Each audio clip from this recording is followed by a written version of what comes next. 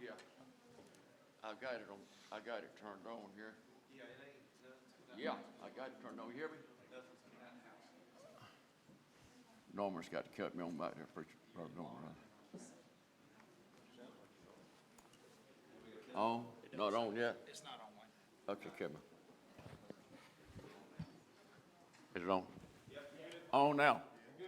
Okay, good. All right, we're going to take up our Sunday school class offering this morning to start off with, and Brother Anthony, how about it? Praise the Lord. Thank you, Lord, for your blessing, God. God, we do nothing this morning, God. God, without you, God, you are soon coming King, Lord God, and have your way, Father, in our life this morning, God. God, we look at this lesson this morning, God. God, we know, Lord, that it's a spur of a moment thing today, God, and it don't make no difference, God. You're going to anoint us with the Holy Ghost this morning, God. I pray, God, for power today, God. Bless our today, God. Bless our Easter program tonight, God. Bless the one that said it, Lord. Bless the one that said it, God. Touch Jay. Give it to him special touch this morning, God. God, I pray, God, open up my vocal cords this morning, God, and God, be able to teach about.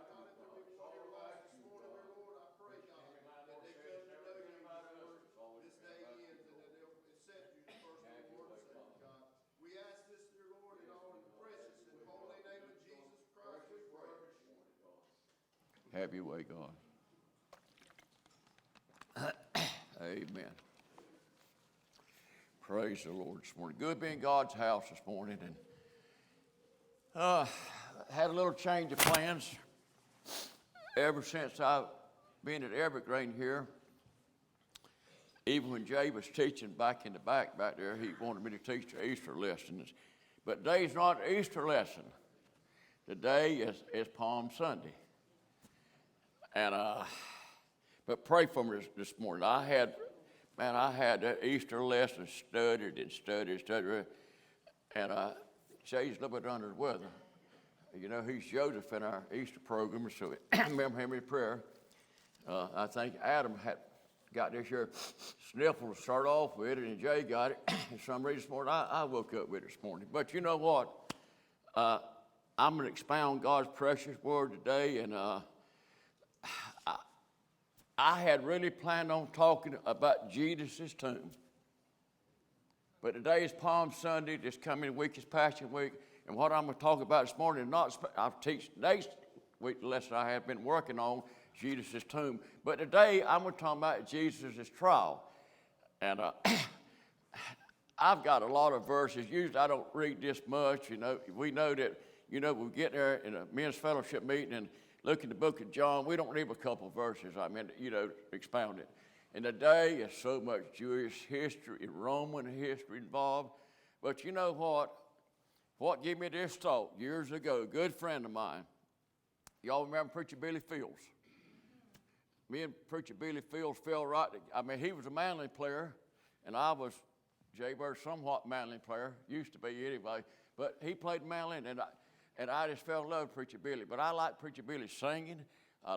He's a good songwriter, and he's a wonderful preacher.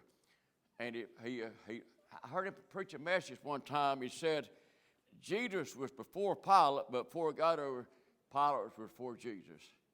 And I'm not going to talk this morning about Jesus' tomb. I'm going to talk about Jesus' trial this morning. There's the Sunday school teacher coming there right there. Brother, you on? Okay, all right. We go forward ahead. Okay. Anyway, a lot of Jewish history involved, a lot of Roman history. It's been debatable. I'm going to tell you something. I've said so many times. We live in 2024. And we still get in the Protestant world, even in the Free Will Baptist denomination, we still get a lot of our influence from the Catholic Church. You believe it or not. Believe it or not. Especially Constantine, if you know anything about, he's supposed to be the first Christian emperor in Rome, 325 AD, what about time frame. I'm not disputing the fact that Jesus was not crucified on Good Friday.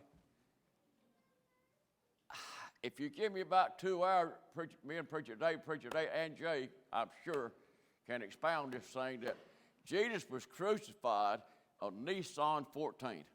Preacher Dave, am I right, brother? If I get out the word, you tell me now. There's more. A lot of Jewish history, a lot of Roman history here. They shut the lamb up for 4 days, and on the 4th day, they offered the lamb for the Passover. But I see the blood, I'll pass over you. That was the 4th day, which was the 14th of Nisan. Today is Palm Sunday. If my calculation is right, and I wouldn't argue the point. Like I said again, we get things from Roman Catholics and stuff. If today was the day that Jesus' triumphant entry, Palm Sunday, in the city limits of Jerusalem, come in Jerusalem there, 4 days later, the lamb had been offered up, which was a Thursday. Some people say Wednesday, but I'm not arguing the point. Look here, that's not important this morning. Brother Linwood, Jay, that's not important when Jesus was crucified, but I thank God he was crucified and resurrected for our sins. That's the most important thing this morning. I mean, I think I can take the Exodus 12 and different places, and you know what I'm saying, but that's not important. Most important thing this morning, I went and talked to a lost man yesterday. He's got stage 4 cancer, Jay Bird. Talked to the man yesterday. And I told him, I said, sir, or I won't call his name here, you know, your mother was an old-time free will holiness lady. She had, whatever, from the old school. If you ever want to see her again, the man said, I'm not taking chemotherapy. It's going to play out. And he looked at me and said, well, we all got to go sometime. I said, well, brother, I might go before you do. But that's the most important thing this morning is us being born again. But let's pray for that man. Man I went and talked to yesterday about his soul, and a good friend. Always had been a good. I knew that man for many, many, many years. I first met him when I laid the brick on his brother's house. That's a long time ago. So much for all that. Remember this, brother. But it don't really matter again what day Jesus was crucified on. We know he was resurrected, rose from the dead on the first day of the week. Now, you ever notice why you don't see the days mentioned in the Bible, Brother Jim? You don't have no Sunday, Monday, Tuesday, Wednesday. It always says the first day, second day, third day. Reading is not recorded in God's Word. You know, we get our days from some of the Roman gods, maybe some Greek gods. So it's not recorded. The days are not listed. Then say the first day of the week, and they call it Passover, maybe the Sabbath, which is their Saturday. It mentions that. But let me get right into the lesson here. Let me paint a picture of where we take it. We're going to be in John 18, verse 28. Let me bring a little bit up to date what's going on. Jesus had washed the disciples' feet and all that, had the supper with the disciples, went out and got Judas Iscariot, had him, showed who he was and had him arrested, and Peter's denied him 3 times. The cock's already crowed. Crowed rather. Now, when the lesson takes place right now, bring you up town. They want Jesus crucified. The Jews wanted Jesus crucified. They did not accept Jesus then, and they don't accept Jesus now. But one day in the book of Revelation, they will accept him. Mark my word, it's coming. Like I say, so much involved in this lesson today. And I don't want to tire you, but in the lesson right here in verse 28, the Jews wakes Pilate up. Now, they will not go in Pilate's home. Now, Pilate, know anything, put a little Jewish history on this morning. Pilate was a procurator, which was a governor of Judea. Pilate's residence was in Caesarea, miles and miles away from Jerusalem. But Pilate would come on Passover Day because Pilate's job would, Jay, help me if I'm right now. Tell me if I'm wrong. My memory, I'm teaching for remembrance, a lot of lessons this morning. But Pilate would come in there, the fortress Antonius was in Jerusalem, right? He would reside over commanding the troops that was there. Now, some of them say, well, there was actually 600 Roman soldiers stationed in this fort here in Jerusalem. Pilate would come on the Passover day. He would primarily come to keep peace on that Passover. Now, look here. The Jews despised Pilate. They hated Pilate. And Pilate really, he would care less. He didn't care about the Jewish religion, Brother David, or Brother Preacher David, Brother David. He didn't care about Jewish religion. The Jews just wanted to do away with Jesus. You know what? It's been said that they were religious, but they had no reality. The Jews had no reality, and they really didn't do it. They really didn't know what they were doing. But I read Psalms 53 and Isaiah 53 and Psalms 22. This had to be this way. Jesus had to die on the Phoenician cross. The Roman cross, Phoenician, started crucifixion. And it's been said now, I don't know how many people was actually crucified from Pilate. You know, Pilate served from 10 years. He served from 26 AD to 36 AD. Pilate was not really a Roman. Pilate had married Caesar Augustus' granddaughter, and he pulled strings and got to elite the Roman officials, anything about Roman history. That's the reason he was procurator or governor of Judea at this time, because he had married Caesar Augustus' granddaughter. So much for all that. As some of them said that Pilate actually, some say he's born in middle Italy. Some say he wasn't even Italian or Latin. He was actually from Spain. So I don't know who Pontius Pilate was. But one of the key figures in today's lesson is Pontius Pilate. Why did they call him Pontius Pilate? Pontius was the area he was from. They give a title to his name. But anyway, he was a governor, a procurator. Now, let's get right into the printed text here. Let me get my specs on. I can't read the Bible, and I've had to teach out the Bible this morning. All right. Verse 28. Y'all follow along now. Y'all would on the screen back there. I'm going to teach right out of my Bible this morning because I got some footnote stuff and from remembrance here. All right. John 18, verse 28. Then led they Jesus from Caiaphas. Who was Caiaphas? The high priest. Him and his son. Son, wasn't it? Caiaphas was actually the high priest at this time. All right. A high priest was only elected. He was just like a Supreme Court in our nation today. When they elected a high priest for his office, he held that job till he died. So he was a permanent figure. They knew who this man was. All right, then led Jesus from Caiaphas into the hall of judgment. This was the courtroom. This is basically where Pilate would have his abode when he was down watching over the Passover from Caesarea, watching over the Passover. And it's been said that there'd be hundreds and hundreds of thousands of people that would come to the Passover to offer up sacrifices.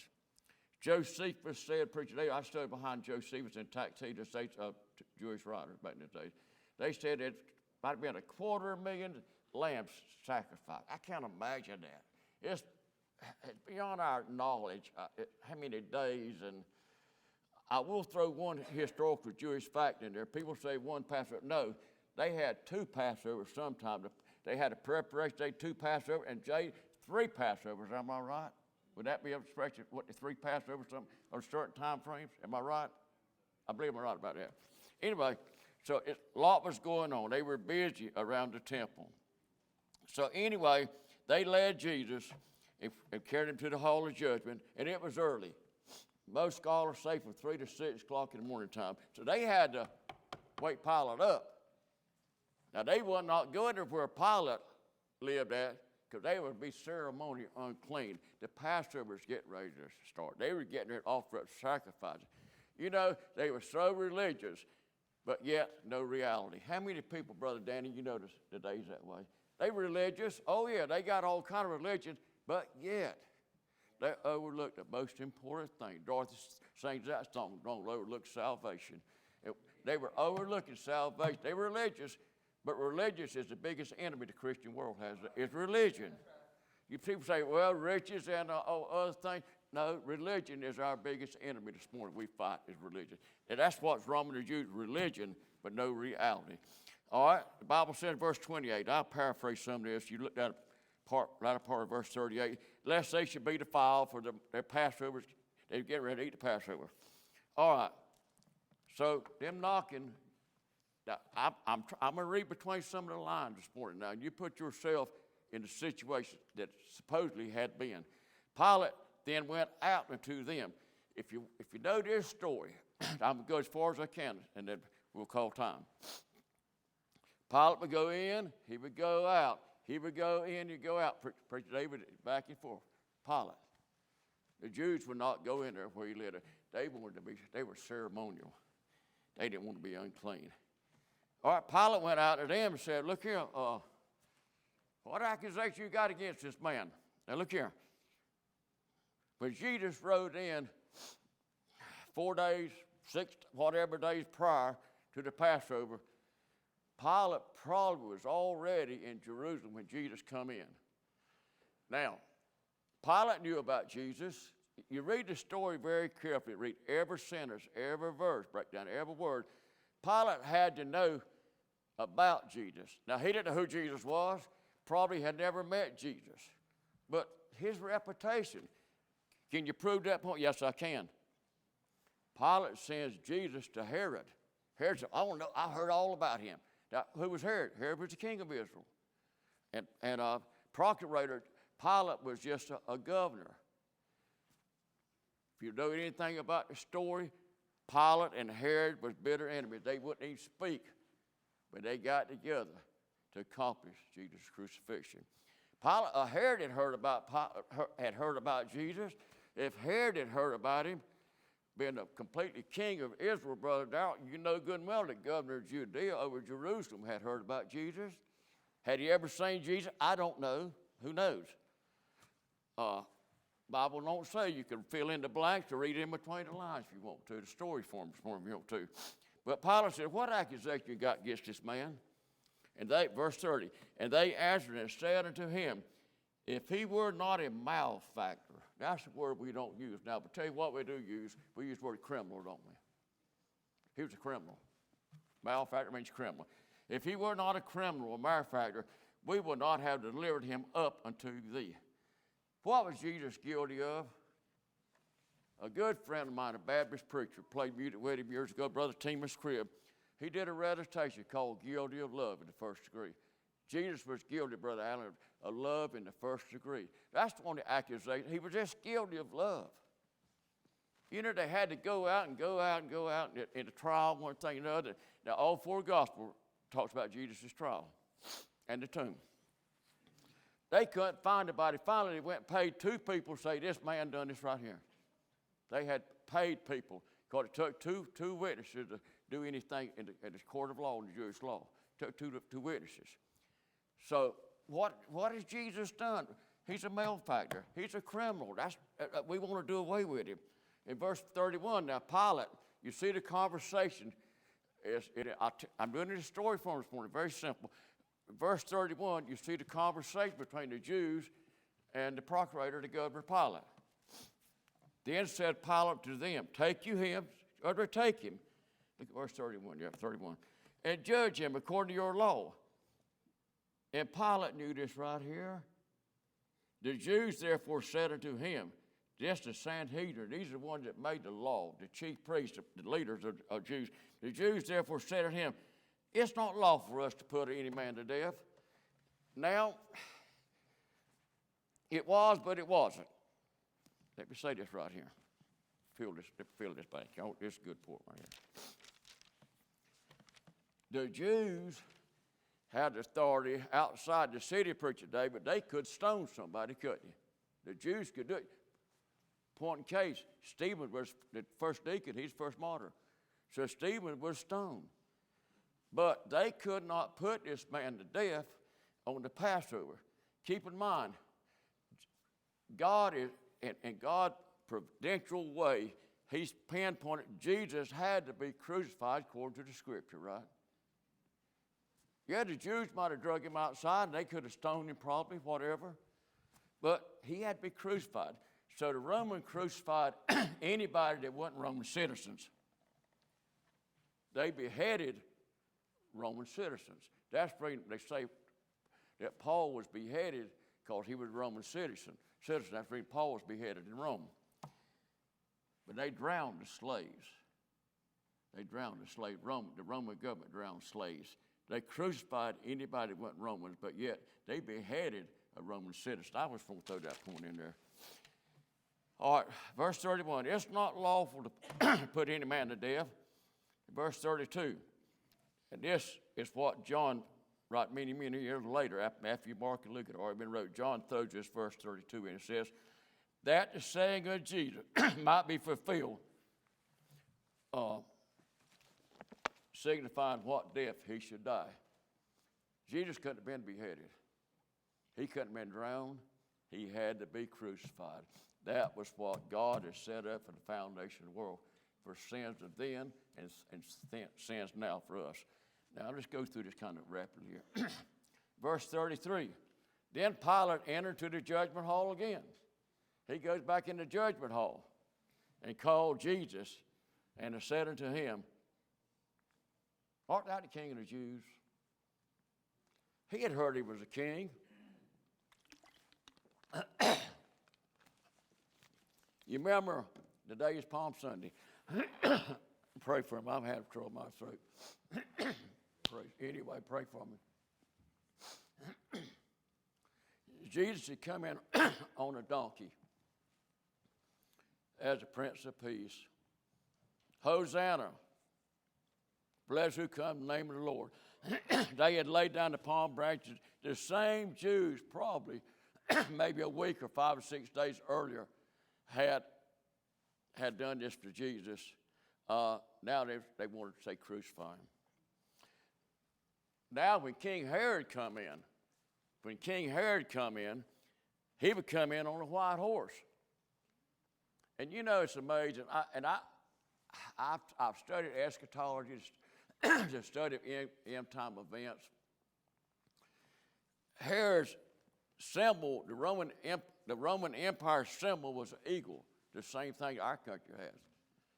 There's over 10 countries, more than the size of the United States today, has an eagle for their emblem.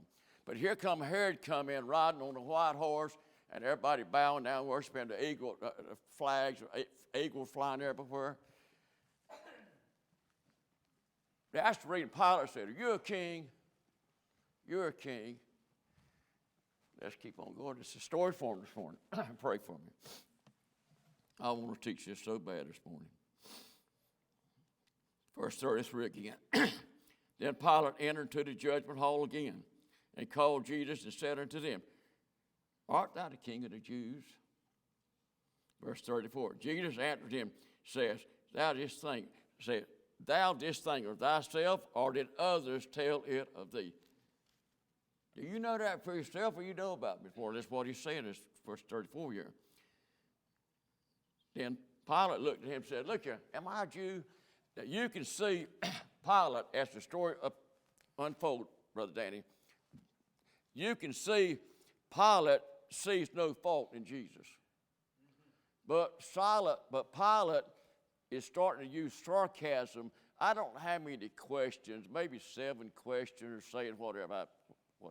But anyway, you can see Pilate is being sarcastic. As each question he asks, he gets more sarcastic, more sarcasm, you might say. All right. Verse 35, Pilate answered, am I a Jew? Thine own nation and the chief priest had delivered thee unto me. What hast thou done? Let me paraphrase. Pilate said, am I a Jew? Look here, I ain't delivered you up. Your own people, the chief priests.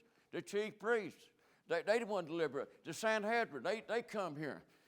You ever thought about where Joseph and Nicodemus was at? Let's point to ponder this morning.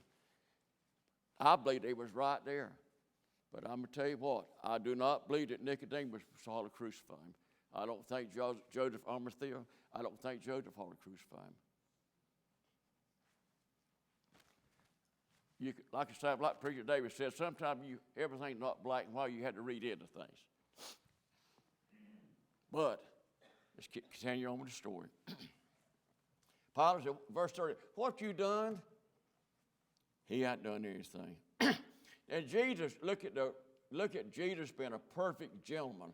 Look at Jesus' response in verse 36. Jesus answered, my kingdom is not of this world.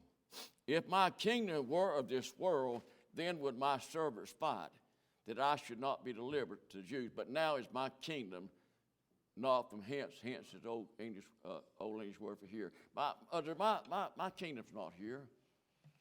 What Jesus said, look here, my kingdom is not a political kingdom. It's not even a military kingdom. It's not an educational kingdom. It's not a medical kingdom. But mine is a spiritual kingdom. You know, it's bad, Brother Danny. We think about this here a lot. Disciples followed Jesus. Even how many brothers did Jesus have? 4 brothers, 3 brothers, whatever? That probably followed Jesus, whatever, just talking. 7 besides Jesus, whatever. History said. They didn't believe Jesus. Brother Joey, you made a statement, brother, I'll never forget. They didn't even see Jesus in Jesus, did they, brother? They did not see it. You get on Judas Iscariot. Oh, he betrayed. He thought the kingdom was being this world here. He wanted to be Secretary of Finance. Preacher David, I taught this lesson you preached a month ago. Who's greater in the kingdom? In the kingdom, right? They thought Jesus would be an insurrectionist, and that's really what the Jews accused Jesus of, being an insurrectionist. But Jesus did not come in this world. He came to the spiritual world. And praise God, about over 50 years ago, I accepted him that night, that Little Lamb Pentecostal church. I'll never forget that night. I know when it happened. I was there. Sung a song, I guess, or no, I don't guess, Preacher Dave. I know. Let me tell you something. I had been in the military. That night I got saved. I'm going to tell you something, brother. I know what battle gear and M6, I know what weapons are M6, all that stuff. I felt like I was floating on there and I got saved, preacher. Yeah. Dorothy said, well, you ain't felt that way since. Might not, but I did that night. Mark my word, didn't Dorothy? I shouted, didn't I, sweetheart? Didn't I shout? Right back for that old time Holy Church, just shout. And not only me, oh, Lord, they must be 50 head. Boy, they had in my time. I mean, hairball up in the ball and all kinds of bobby pins and all. They had them in time. But so much for all that. Disciples, they really didn't understand Jesus. But let me tell you something, brother. They went in that upper room and tarried that 10 days. When the Holy Ghost come on that day of Pentecost, they knew what Jesus' mission was. It was a spiritual kingdom, not other kind of kingdom. All right, so much get carried away. Let's go down in verse 37. Pilate therefore said unto him, well, art thou you a king then? Are you a king? And Jesus responds again, very, very 100% gentleman. Thou say it. Other words, you say I'm a king, but then Jesus made a statement, Brother Darrell, that affects all of us to this day. To this end was I born, and for this cause came I into the world, that I should bear witness unto the truth. Everyone that's of the truth, hear my voice. Next verse, Pilate, what's truth? I'm going to tell you something, brother. I'm a news fanatic. I'm going to tell you like it is. I can watch one TV station, they tell one, this man's ahead in the polls. You watch another, he's in a landslide heading in the polls. Who are you going to believe? Jesus said, more or less, he was the truth. And Pilate looked at him and says, what is truth? Not knowing that Jesus was the truth, the way, and the life. Pilate had no clue in the world who he was talking to. What did the Bible saying? And you know what they call Jesus' priestly prayer, or whatever model. I say priestly prayer in John 17. Sanctify them truth, thy truth. Thy word is truth. I am the word, John 1:1, made flesh and dwelt among men. Pilate was talking to the truth, but you see the trial starting to change now. To start off, Jesus was standing there. If you know, and I believe Jesus, his hands were behind his back.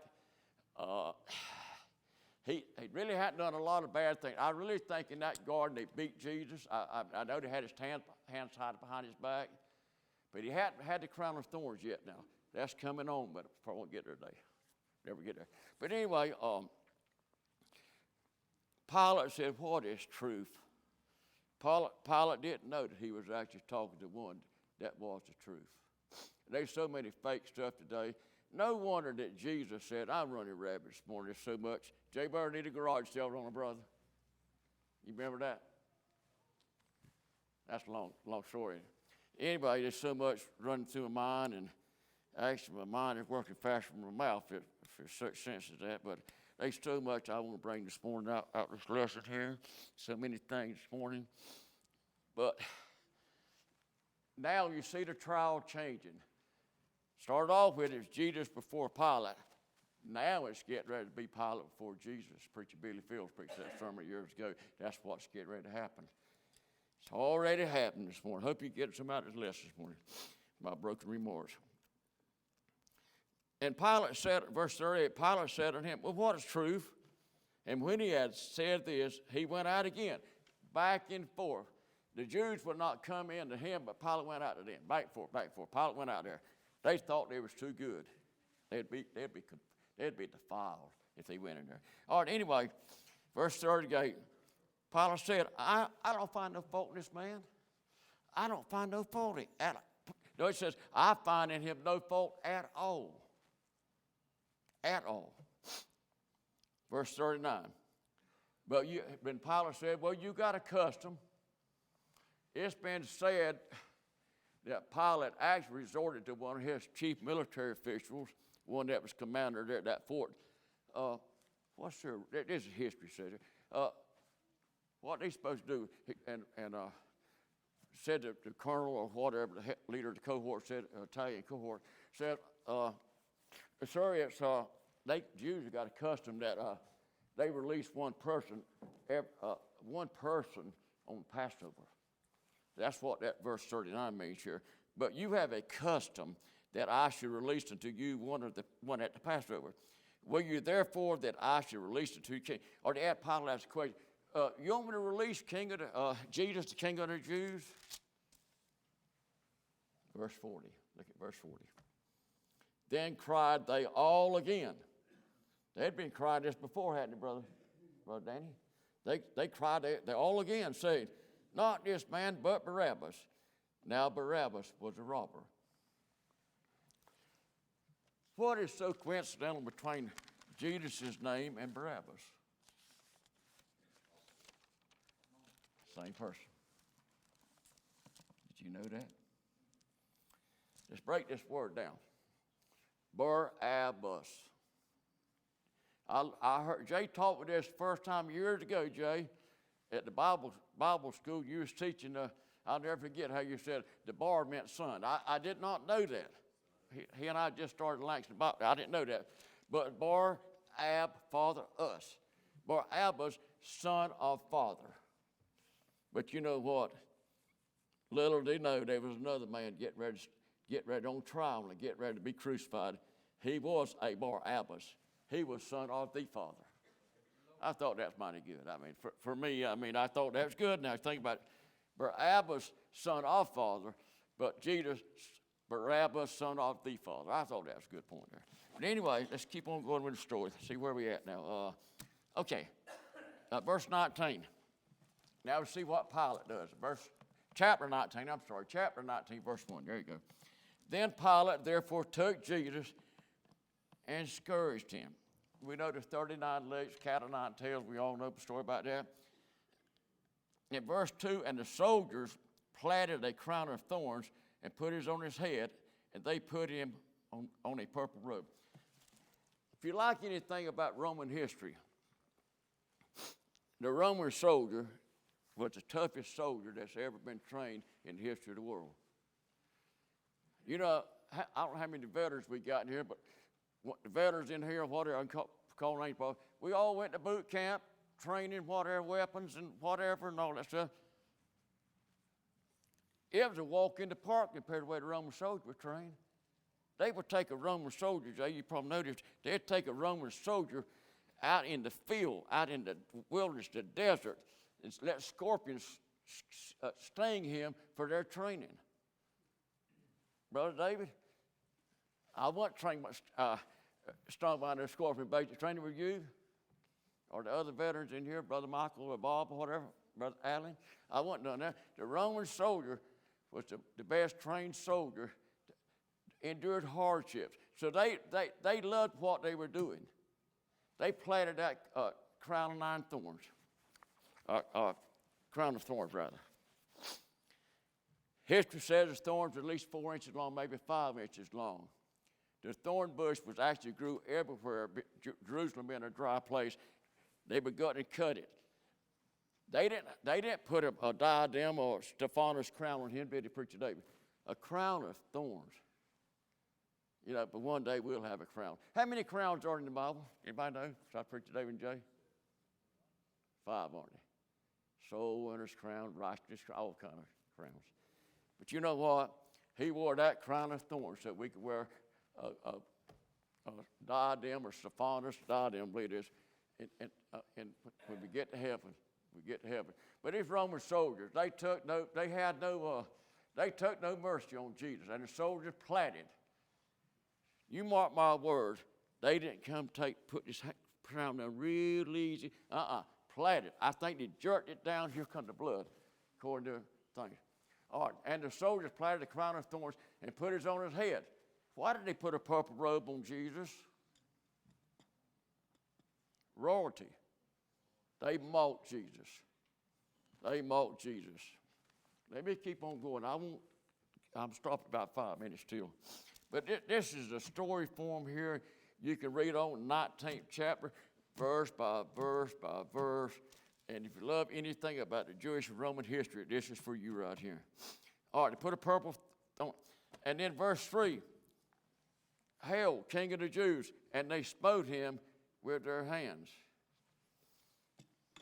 Now, it's one thing, even the day in our lives coming up, to hit somebody with their fist, like I've been hit before and seen stars. I know all about that. But, Brother David, when we were young as a Polish phone, if I'd have come up, slapped you side of your face, that's fighting words, wouldn't it? I'd have spanked you more if you'd hit me with your fist. See what the Bible did? They smote him with their hands. Look at the next verse. I'll teach off the screen. Give me the next verse, Ken. You got the next verse? Jay Bird? All right. All right.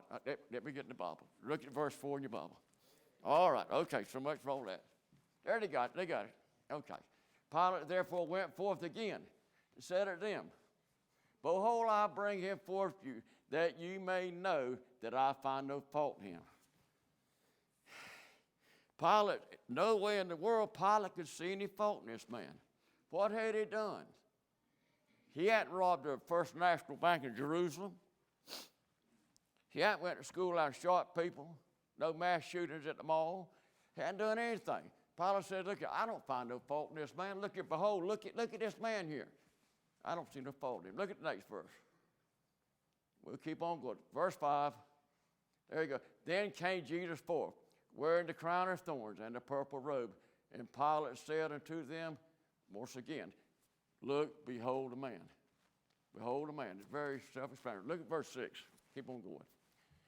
Now, when the chief priests, therefore, and officers saw him, they cried out and say, Crucify him, crucify him. We know twice that the Bible means authority. Crucify him, crucify him. Pilate said unto them, Take you him and crucify him, for I find no fault in him. Look at the next verse. The Jews answered him, Pilate again, We have a law, and by our law he ought to die, because he had made himself the Son of God. And he was the Son of God. Look at the next verse. I could say a lot about it. Look at verse 8. I'm going to go as far as I can. Verse 8, 19:8. Okay. When Pilate therefore heard that say, he was more afraid. Now, why did Pilate get so afraid? Keep in mind now, Tiberius was emperor at Rome at this time. Caesar Augustus, his father-in-law, his wife's grandfather, he was gone. But by the time the emperor Tiberius come in Rome, time when Jesus actually started his ministry, that time frame, Tiberius, he was called God. Now you see why Pilate would be scared, Jay. Said he was more afraid. They said he's the Son of God. Pilate, being a procurator and a governor, if you were a leader under the emperor, they would refer to you as being the Son of God. So Pilate gets more afraid. That's exactly what's behind that verse right there. Look at verse 9. And when again, how many times, is it 6 or 7 times, Preacher David, that Pilate went in and out, didn't he? From judgment hall, back and forth, back and forth. Look at verse 9. And went again into the judgment hall and said unto Jesus, where are you from? Jesus wouldn't say anything, would he? Where are you from? You know, Jesus did not have, Brother David, Jesus did not have to go this right here. Can you imagine the pain and humiliation that Jesus had already, being scourged with 39 legs? Look, I'll say again, them Roman lictors that done that execution, they were men. They were trained to be men. They were the best of the best that's ever been. Because Roman soldiers were the best. Jesus didn't answer anything. You know why Preacher David didn't answer anything? He knew that Wayne Lewis one day needed to be saved. David Stevens would need to be saved. Yes. He didn't say anything. Look at verse 10.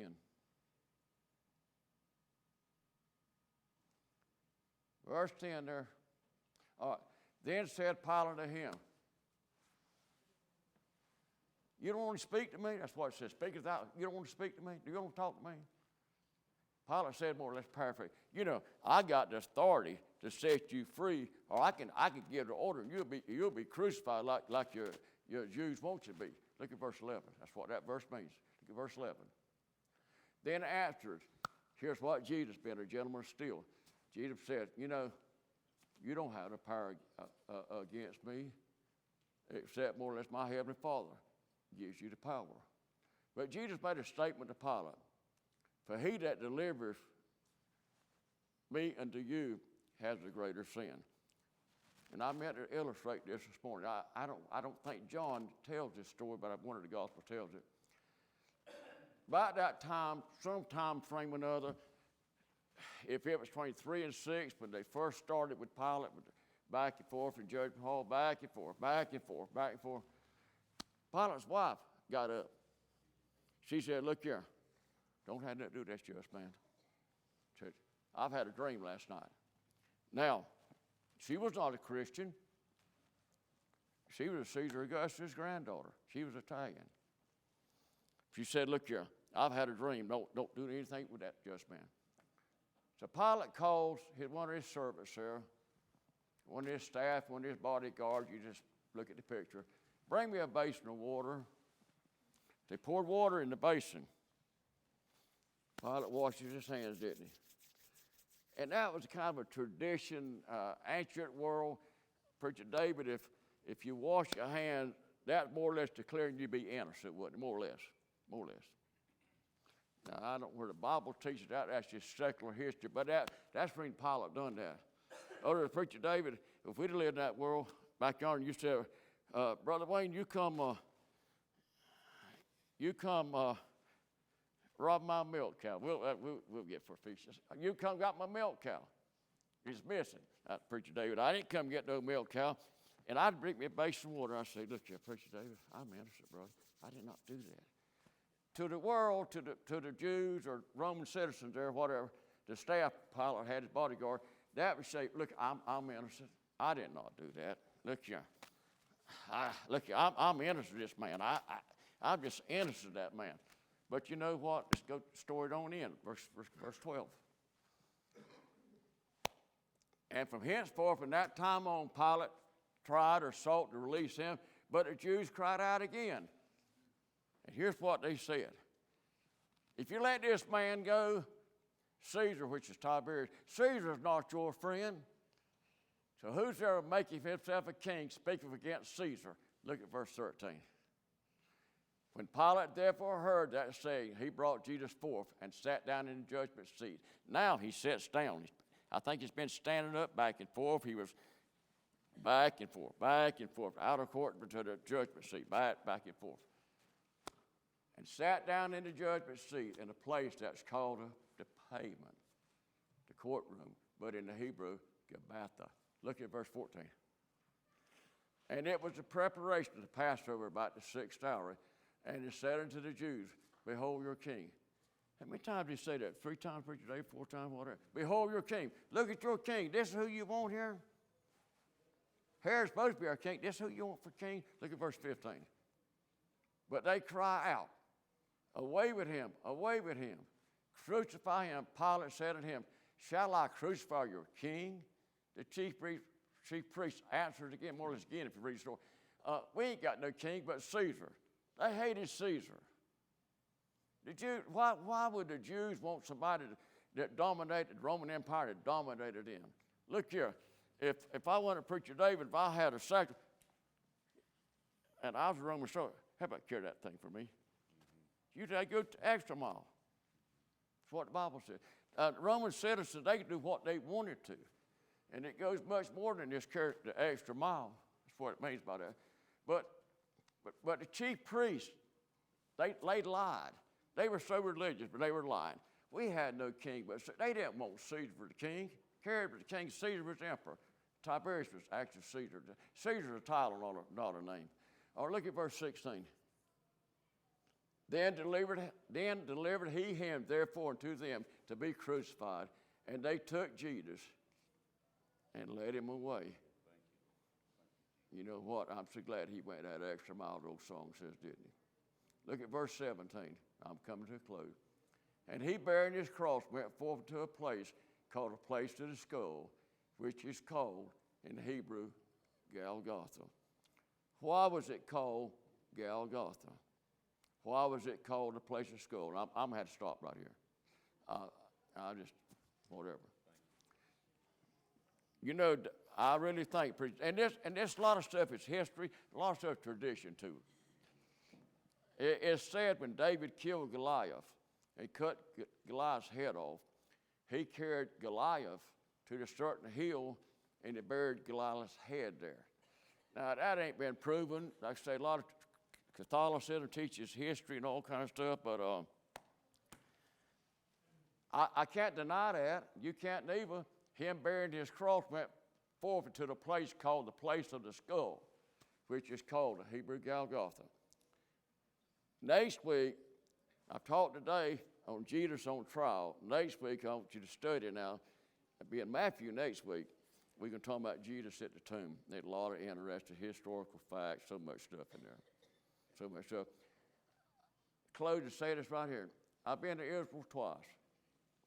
The first time I went, I was stationed over in San Vito Air Station, Italy, Brindisi, Italy, San Vito Air Station. And I went with the Catholic Church. And I say again, that father, that priest, he was smart. And I don't believe a lot of things he said, but historical fact, I think he was very smart, very educated man. Well, I went to the place, the Holy Sepulchre. That's a big church. But when I went the second time, I went with Preacher Buddy and Norman and all the family. We went to the place of the skull here, a place called Golgotha. And I don't know which place it was. 2,000 years, a long time ago. But there you go again. Is that important? That's not important. Most important time is Jesus. He was born, he come to this world. Galatians 4:4, we know what it said, the fullness time. Jesus made him a man, come. And more or less that we could have eternal life by his death. That's most important. Anyway, any questions, comments? This has been, oh Lord, it's been thrown together.